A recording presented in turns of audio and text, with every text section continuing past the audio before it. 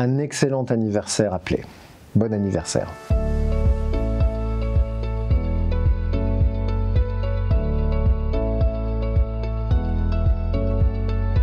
Bonjour, je m'appelle Rémi Rioux, je suis le directeur général de l'Agence française de développement, l'AFD. L'AFD, c'est la grande banque internationale de développement de la France. On travaille dans plus de 160 pays maintenant dans le monde pour entre 12 et 14 milliards d'euros d'investissement chaque année pour le climat, pour l'égalité entre les femmes et les hommes, pour la nature, pour les objectifs de développement durable. On est la contribution de la France finalement à tisser des liens positifs, constructifs partout dans le monde pour ceux qui souhaitent évidemment coopérer avec nous.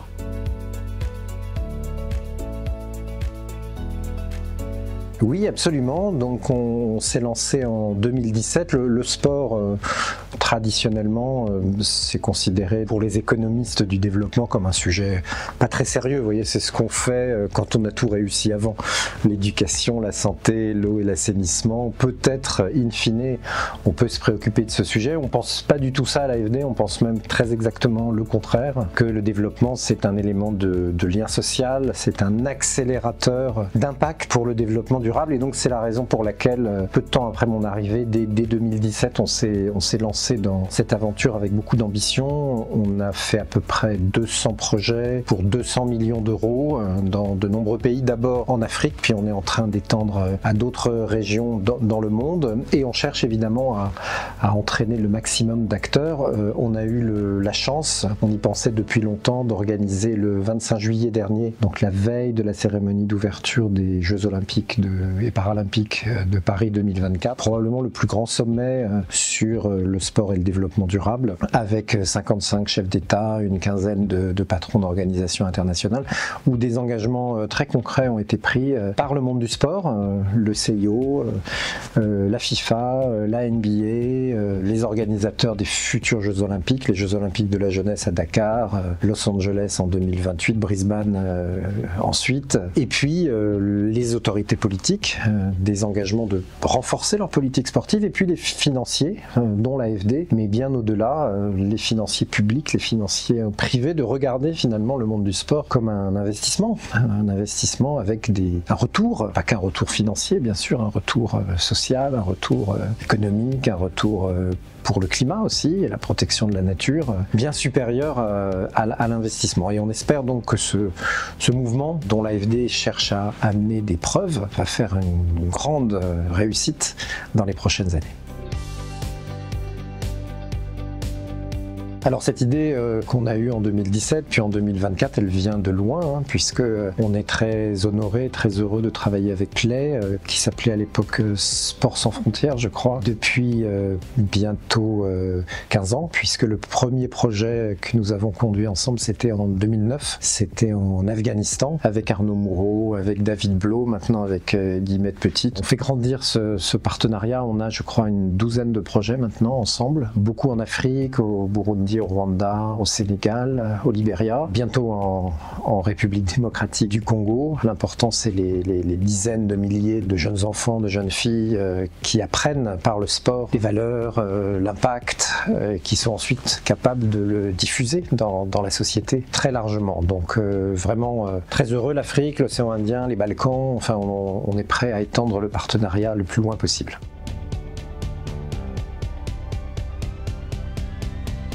Pour elle, c'est un projet d'éducation pour les jeunes filles, les jeunes femmes, en mobilisant précisément les moyens du sport et de la culture aussi. Donc c'est un projet de 10 millions d'euros, je crois, en subvention, qui va se déployer dans plusieurs localités de République démocratique du Congo. Je pense en particulier à la ville de Nzélé. Et là, on va réhabiliter ou construire des terrains et puis y amener avec votre aide la pédagogie, en fait, tous ces outils que vous avez inventés, pratiqués, dont vous faites aussi une évaluation scientifique pour en démontrer l'impact. Et donc on va ensemble dans ce nouveau et très grand et passionnant pays qu'est la RDC tester, réaliser, et encore une fois avec l'ambition de convaincre aussi beaucoup d'autres acteurs de suivre cette pédagogie, d'investir aussi dans les infrastructures sportives de proximité et de faire ainsi progresser l'égalité entre les femmes et les hommes. C'est vraiment ça l'objet, et j'en remercie tous ceux qui y participent, les collègues de Play International et puis nos collègues de l'AFD à Kinshasa, de le mettre en œuvre avec autant d'engagement et d'énergie.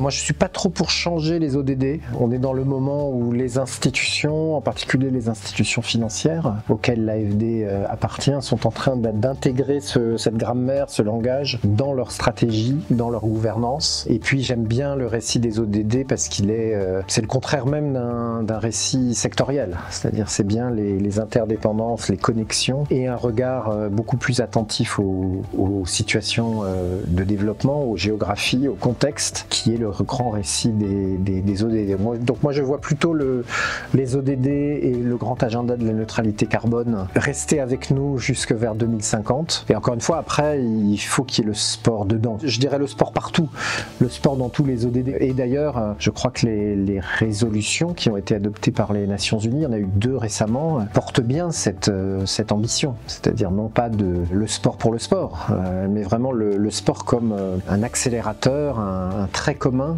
entre l'ensemble des ODD. Je pense que c'est beaucoup plus porteur et beaucoup plus stable. En tout cas, c'est dans ce cadre que nous nous inscrivons pour nos actions communes.